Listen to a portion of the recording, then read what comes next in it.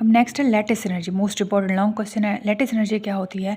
वो एनर्जी जो कि जब आयनिक कंपाउंड फॉर्म होता है अपने ही आयन से, तो वो जो एनर्जी चेंज होता है उस चीज़ को हम लेटिस एनर्जी कहते हैं। अस्सलाम वालेकुम बच्चों, क्या हाल चाल है? ठीक होंगे। हम स्टार्ट करेंगे एनर्जेटिक्स ऑफ सोल्यूशन। ये मोस्ट क्वेश्चन है। एनर्जेटिक ऑफ सोल्यूशन में सोल्यूशन सबसे पहले होता क्या है? जब सॉल्वेंट और सोल्यूट आपस में मिलते हैं तो सोल्यूशन बनता है। तो डिसोल्यूशन का मतलब क्या है? एक ऐसा प्रोसेस जिसमें सोल्यूट डिज़ोल्व होता है सॉल्वेंट के अंदर, तो यानी पानी के अंदर सोल्यूट डिज़ोल्व हुआ है तो उस चीज़ को हम कहते हैं डिसोल्यूशन। अब ये जो सोल्यूट डिज़ोल्व होता है वाटर के अंदर, इसमें डिफरेंट चीज़ें हो रही होती हैं, डिफरेंट ये स्टेप्स हो रहे होते हैं। इसमें पहले क्या होता है कि सोल्यूट की जो फोर्सेस हैं वो गालिब आती हैं वो सॉल्वेंट की फोर्सेस के ऊपर। फॉर एग्जाम्पल NaCl है सल्यूट, Na पॉजिटिव और Cl नेगेटिव। जैसे ही पानी के अंदर डालते हैं Na पॉजिटिव अलग, Cl नेगेटिव अलग। ये वाटर जो है जिसका फार्मूला H2O है, इस H पॉजिटिव और H नेगेटिव ये वाटर के अंदर होते हैं। तो H पॉजिटिव के साथ ये Cl नेगेटिव और Na पॉजिटिव के साथ OH नेगेटिव। तो ये फोर्सेस एक दूसरे पे गालिब आ जाती हैं, ओवरकम हो जाती हैं, और ये breaking up solute into individual component. तो ये अलग अलग ये एक दूसरे के ऊपर गालिब आ जाते हैं, सल्यूट के फोर्सेस तोड़ देती हैं और फिर सोल्यूशन। तो ये सॉल्वेंट के जो सॉल्वेंट और सल्यूट की फोर्स जब एक दूसरे के ऊपर गालिब रहते हैं, ओवरकम कर देते हैं, तो सोल्यूशन फॉर्म हो जाता है। Standard enthalpy change of solution क्या होता है कि जब भी पानी के अंदर सोल्यूशन जो होता है जब बनता है, जब सोल्यूट डिजोल्व होता है वाटर के अंदर, तो हीट चेंज होती है, या तो हीट रिलीज होगी या एब्जॉर्ब होगी, या एंडोथर्मिक रिएक्शन होगा या एक्सोथर्मिक होगा। तो स्टैंडर्ड एंथैल्पी ऑफ चेंज क्या होगा है? The amount of heat absorb और evolve when 1 mole of substance, वो जो सोल्यूट है 1 मोल सब्सटेंस वो डिजोल्व हुई है वाटर के अंदर यानी सॉल्वेंट, तो वो हीट जो है वो या तो एक्सोथर्मिक रिएक्शन होगा या एंडोथर्मिक रिएक्शन होगा। अब यहाँ पे एक रिएक्शन हो रहा है सोडियम कार्बोनेट का, ये सोडियम और कार्बोनेट में हो गया, तो ये एक्सोथर्मिक रिएक्शन हुआ है।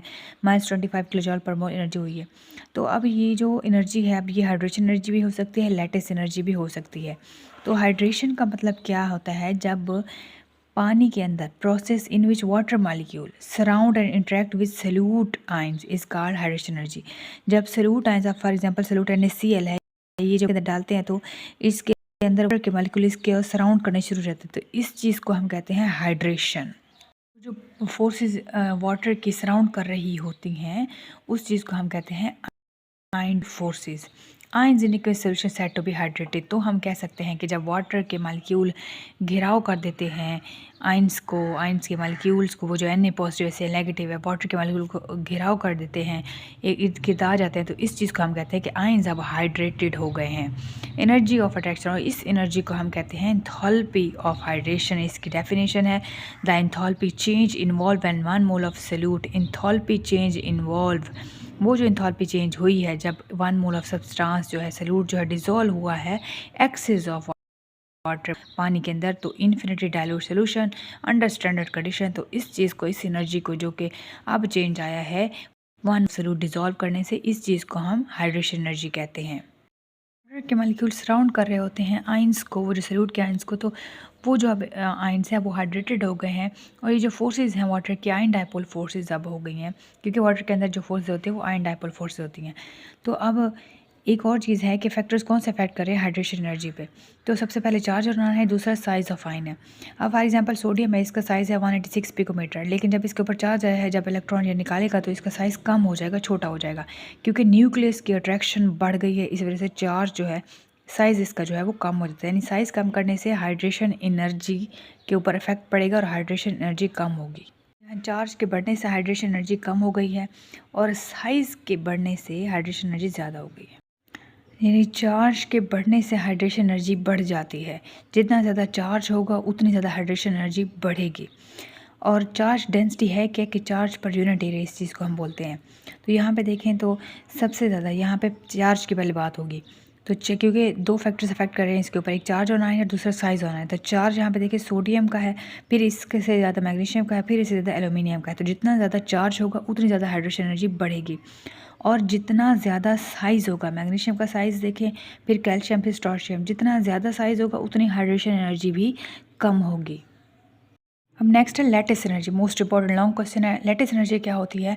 वो एनर्जी जो कि जब आयनिक कंपाउंड फॉर्म होता है अपने ही आयन से, तो वो जो एनर्जी चेंज होता है उस चीज़ को हम लेटिस एनर्जी कहते हैं। Enthalpy change involve when 1 mole of ionic compound, वो जो आयनिक कंपाउंड बना है अपने ही आयन से अंडर स्टैंडर्ड कंडीशन, तो उस सिनर्जी फॉर एग्जांपल सोडियम है, गैसियस फॉर्म में है, क्लोरीन है।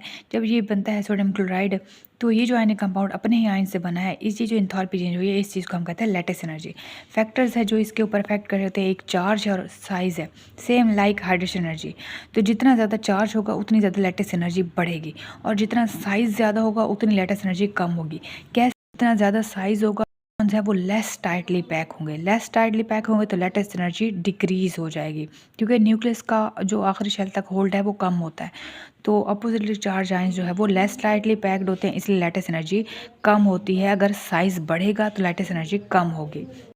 तो जितना ज़्यादा चार्ज होगा उतनी ज़्यादा लैटिस एनर्जी होगी, क्योंकि चार्ज और लैटिस एनर्जी जो है वो डायरेक्टली प्रोपोर्शनल है एक दूसरे के। तो जितना ज़्यादा चार्ज होगा उतनी लैटिस एनर्जी ज़्यादा होगी। यहाँ देखिए मैग्नीशियम ऑक्साइड, इसकी जो लैटिस एनर्जी है वो है -390, इतनी ज़्यादा है, 3923 किलो जॉल पर मोल। लेकिन लिथियम फिट जो है उसकी लैटिस एनर्जी है 1490 किलो जॉल पर मोल। तो इसका मतलब ये है कि मैग्नीशियम के ऊपर चार्ज ज़्यादा है, अट्रैक्शन ज़्यादा है, न्यूक्लियस ने अट्रैक्ट करके रखा हुआ है। तो जितना ज़्यादा चार्ज होगा उतनी ज़्यादा लैटिस एनर्जी होगी। तो मैग्नीशियम ऑक्साइड के ऊपर ज़्यादा चार्ज है इस वजह से। और यहाँ पे लिथियम फ्लोराइड जो है इसकी है 1049। तो जितना ज़्यादा चार्ज उतनी ज़्यादा लैटिस एनर्जी होगी। Single charge of the same size, चाहे साइज एक जैसा भी हो, लेकिन चार्ज ज़्यादा होने की वजह से लैटिस एनर्जी ज़्यादा होगी। देखेंगे सॉल्बिलिटी ट्रेंड है हाइड्रोक्साइड और सल्फेट्स का। हमने दो बात पढ़ी, एक हाइड्रेशन एनर्जी और एक लैटिस एनर्जी। तो अगर ग्रुप 1 की बात करें तो उनके जो हाइड्रोक्साइड है, sodium hydroxide, potassium hydroxide, lithium hydroxide, magnesium hydroxides, तो इनका जो साइज़ है वो बढ़ता है डाउन द ग्रुप 1 की, और ग्रुप 2 जो एल्कली मेटल्स है इनका डाउन द ग्रुप साइज़ बढ़ता है। लेकिन हमें जो दो बातें पढ़ी हैं, लैटिस एनर्जी और हाइड्रेशन एनर्जी, ये डिक्रीज़ हो जाएगी। तो साइज़ के बढ़ने से down the group latest energy और हाइड्रेशन एनर्जी दोनों डिक्रीज़ होंगे। तो यहाँ पे देखते हैं कि चार्ज डेंसिटी जो है ग्रुप 2 वालों की, कैटाइंस क्या, मैग्नीशियम हाइड्रोक्साइड अभी हमने पढ़ा है, ग्रुप 2 वाले जितने भी हैं इनकी चार्ज डेंसिटी भी डिक्रीज़ होगी, साइज़ के बढ़ने से लैटिस एनर्जी भी डिक्रीज़ होगी, चार्ज डेंसिटी भी डिक्रीज़ होगी। तो ये जो प्रोसेस होगा फिर ये एक्सोथर्मिक प्रोसेस होगा। यहाँ जो सॉल्युबिलिटी होगी वो सॉल्युबिलिटी इंक्रीज़ होगी। तो यहाँ सल्फेट्स के यहाँ पे पॉइंट्स देखें तो सल्फेट्स का कंपैरिजन करें हाइड्रोक्साइड्स के साथ, तो हाइड्रोक्साइड के ऊपर चार्ज कम है, सल्फेट्स के ऊपर चार्ज ज़्यादा है। अगर आप ग्रुप 1 वालों की और ग्रुप 2 वालों की करें कंपैरिजन, तो ग्रुप 1 वाले जो हैं वो लिथियम सल्फेट है, Na2SO4 सोडियम सल्फेट है, K2SO4 पोटाशियम सल्फेट है। ग्रुप 2 वालों को देखें तो बेरिलियम सल्फेट है, मैग्नीशियम सल्फेट है, कैल्शियम सल्फेट है। अब सल्फेट्स के ऊपर जो चार्ज डेंसिटी है वो सबसे ज़्यादा है as compared to hydroxides. Hydroxides के ऊपर चार्ज डेंसिटी कम है, सल्फेट्स के ऊपर ज़्यादा है। तो हाइड्रेशन एनर्जी यहाँ पे बहुत ज़्यादा डिक्रीज़ होगी, सॉल्युबिलिटी भी यहाँ पे डिक्रीज़ होगी, और यहाँ जो प्रोसेस होगा वो एंडोथर्मिक प्रोसेस होगा। हमारे पास calculate enthalpy change of solution, हमारे पास जो सोल्यूशन है उसके अंदर आयंस भी है और वाटर भी है। तो एंथैल्पी चेंज ऑफ सोल्यूशन का फार्मूला ये है कि del H lattice energy plus del H solution तो is equal to del H hydration energy. तो आपको पता है कि जो आयनिक सॉलिड्स हैं जब कन्वर्ट हो रहे होते हैं आयंस में एक्वेस सोल्यूशन में, तो जो एनर्जी होगी वो हाइड्रेशन एनर्जी होगी।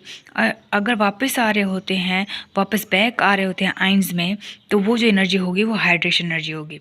आयंस एक होंगे वो हाइड्रेशन एनर्जी होगी, और आयन जो रिवर्स बैक आ रहे होंगे उस चीज़ को, उस एनर्जी को हम कहेंगे जो आयनिक कंपाउंड रहे होते हैं अपने ही आयन से, तो वो जो एनर्जी होगी वो होगी लैटिस एनर्जी। तो यहाँ तक कोई मसला हो ज़रूर पूछिएगा, अगर कोई क्वेश्चन हो तो पूछ सकते हैं। मिलते हैं नेक्स्ट लेक्चर में। चैनल को जरूर सब्सक्राइब कर दें, वीडियो अच्छी लगे तो लाइक कमेंट शेयर ज़रूर कर दें।